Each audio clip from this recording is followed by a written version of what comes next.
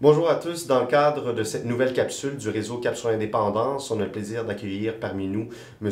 Gilbert Paquette, qui est un ancien ministre sous René Lévesque, qui est également un des cofondateurs du réseau Cap sur l'indépendance, mais qui vient parler aujourd'hui à titre de président des IPSO, les Intellectuels pour la souveraineté, qui tiendront un colloque le 9 juin dès 9 h à la maison Ludger-Duvernay. M. Gilbert Paquette parlera également du livre que les IPSO ont sorti récemment en faisant le lien entre les mobilisations citoyennes auxquelles on assiste ces derniers temps et la question de l'indépendance du Québec.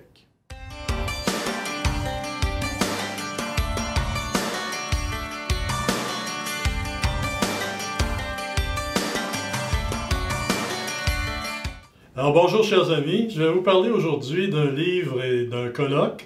Alors le livre s'intitule « L'indépendance maintenant ». C'est un livre publié par les IPSO, qui sont un regroupement d'intellectuels, d'artistes et de citoyens engagés dans notre émancipation nationale. Et le livre comporte 13 chapitres qui prennent chacun un secteur de notre vie collective et qui établissent les blocages que nous subissons à l'intérieur du Canada, que notre dépendance politique nous fait subir, et également qu'est-ce qu'on pourrait faire de plus lorsqu'on sera indépendant. Donc, il s'agit de préparer l'indépendance. Pourquoi l'indépendance maintenant? Pourquoi ce titre? Parce qu'on actualise évidemment tout l'argumentaire indépendantiste en 325 pages. Et pourquoi l'indépendance maintenant? Parce qu'on veut qu'elle se réalise maintenant. On pense que le Québec est mûr pour son émancipation, pour sa souveraineté. Le colloque, lui, a lieu samedi le 9 juin à partir de 9 h à la Société Saint-Jean-Baptiste de Montréal.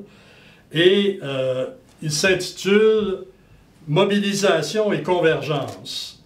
L'indépendance maintenant, on reprend le thème du livre, mais on le lie aux mobilisations citoyennes qui ont lieu actuellement. Nous pensons que l'indépendance, c'est une question d'abord citoyenne, ce n'est pas d'abord une question des partis politiques, c'est une question qui intéresse tous les citoyens.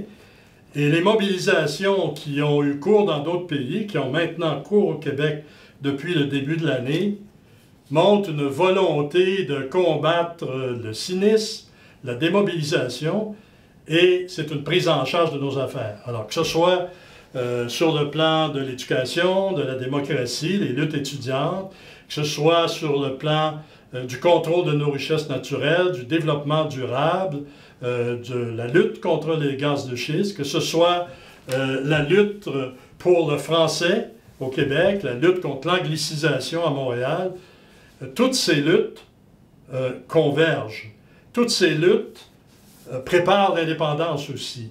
Parce que de plus en plus, on décide de se prendre en charge dans tel ou tel secteur de notre vie collective, des secteurs qui sont traités dans le livre et qui vont être traités au colloque. Et plus on voit le besoin de se prendre en charge dans l'ensemble des secteurs de notre vie collective, parce que toutes ces questions-là sont liées.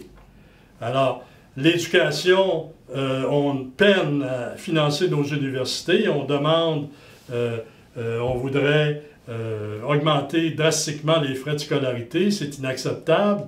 Bien, tout ça vient du fait qu'on envoie la moitié de nos impôts à Ottawa et seulement une partie nous revient dans des dépenses qui sont contraires par ailleurs au développement durable et au contrôle de notre économie, puisque les intérêts canadiens s'orientent vers le développement du pétrole, alors que nous, au Québec, on a l'hydroélectricité et on voudrait s'orienter et développer nos énergies renouvelables.